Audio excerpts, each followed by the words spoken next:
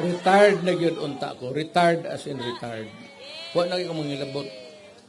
But tungod ani manggod, it becomes a public interest.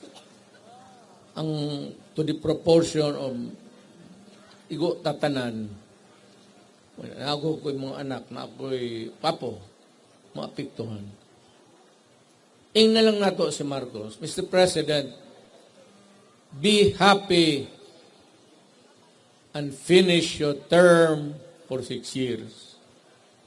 Makontento ka na dyan at binigyan ka ng panahon ng Panginoong Diyos na kapagsilbi sa ating bayan as President.